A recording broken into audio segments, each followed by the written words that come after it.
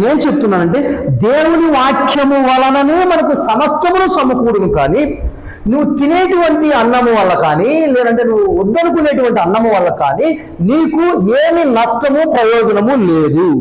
ఒకవేళ దానివల్ల మనకి ఏదైనా ఉంది అంటే నువ్వు తినేటప్పుడు ఏం చేస్తావు? ప్రార్థన చేసుకుని తినడం వల్ల ఏమవుతుంది?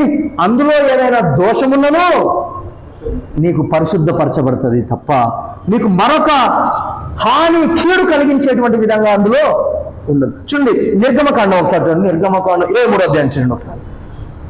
చూడండి ఒకసారి. ఇవన్నీ కొట్టివేయబడాలి. అపవాది స్థాపించబడే, అపవాది స్థిరపరచబడే చట్టాలన్నీ కొట్టివేయబడాలి. నిర్గమకాండం 23వ అధ్యాయం 25వ వచనం అనుకుంటా చూడండి.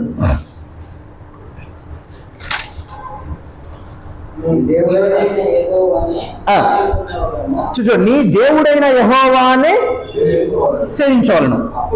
చూడండి, అప్పుడు చూడు ఆయన నీ ఆహారమును, హలో, నీ పానమును ఏం చేస్తాడు? దాని తర్వాత దాని కింద నీ మధ్య నుండి రోగాన్ని ఏం చేశాడంట? తొలగించను. నీ ఆహారం ఏం చేశాడు ఆయన? దీవించడం కదా. అంటే నువ్వు తినేటువంటి ఆహారం దీవించబడిందా శపించబడిందా? దీవించబడింది. హల్లెలూయా. నువ్వు తాగేటువంటి వాటర్ ఆల్సో, ఆహారమును పానమును ఏం చేయబడి? రెండు దీవించబడ్డాయి. హలో, ఇప్పుడు నువ్వు ఏదైనా భోజనం చేస్తున్నావు అంటే అది దీవించబడినటువంటి భోజనమే. సర్వశక్తిమంతుడైనటువంటి దేవుడు చేత ఆశీర్వదించబడినటువంటి భోజనమే, దీవించబడిన భోజనమే తప్ప నీకు ప్రయోజనం నిమిత్తమే ఇచ్చినటువంటి భోజనమే తప్ప ఆ దీవెనలో నుంచి వచ్చినటువంటి ఆహారం నీకు బలాన్ని ఇచ్చేటువంటిదే తప్ప నీకు ఏమండి అనారోగ్యాన్ని ఇచ్చేటువంటిది కాదు. హల్లెలూయా. ఇప్పుడు చెప్పండి, యెహోవానే సేవించవలను. ఎస్, ఇప్పుడు నువ్వు నేను ఎవరు సేవిస్తున్నావు? దేవాతి దేవుణ్ణే సేవిస్తున్నావు. ఇంకొకరు ఎవరైనా సేవిస్తున్నారా? Any chance is there? No. Yes. మరి అలాంటి నమ్మకం నీకున్నప్పుడు, అలాంటి దేవాతి దేవుణ్ణే నేను తెలుసుకున్నాను అనేటువంటి సత్యాన్ని నువ్వు గ్రహించినప్పుడు, అలాంటి దేవాతి దేవుని నుంచి వచ్చినటువంటి దీవెన దేనిపైన కూడా ఉన్నది?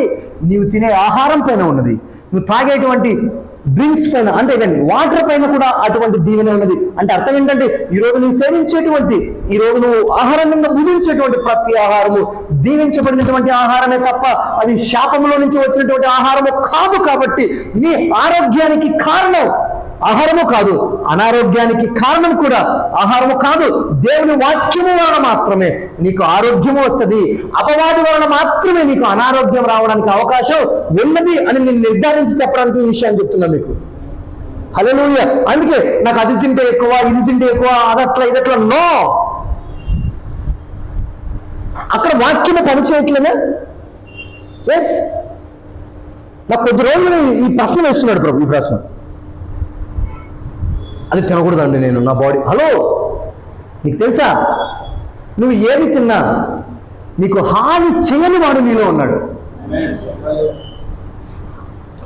అభిషేకించబడిన వాడు నీలో ఉన్నాడు. అభిషేకించబడిన వాక్యం నీ వద్ద ఉన్నది. నీ కళ్ళతో చూసేది అభిషేకించబడిన వాక్యం, నీ నోటితో పలికేటువంటి వాక్యం అభిషేకించబడినటువంటిది, నువ్వు వినేటువంటి వాక్యం అభిషేకించబడినటువంటిది. నీలో ఉన్నవాడు అభిషేకించబడినవాడు.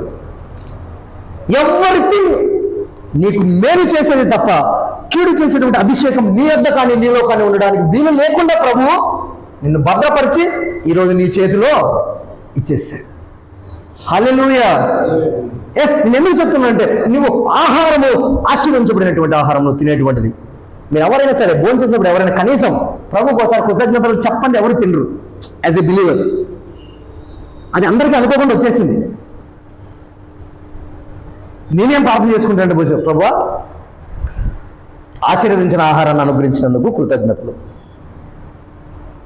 ఆశీర్వదించిన పానీయాన్ని అనుగ్రహించినందుకు కృతజ్ఞతలు, ఇది నా మేలు కోసం ఇచ్చినందుకు నీకు కృతజ్ఞతలు, దీని వలన నాకు ఏ కీడు ఇవ్వలేదు ప్రభువా అని ప్రభువుకు నేను కృతజ్ఞతలు చెల్లిస్తాను. హల్లెలూయా.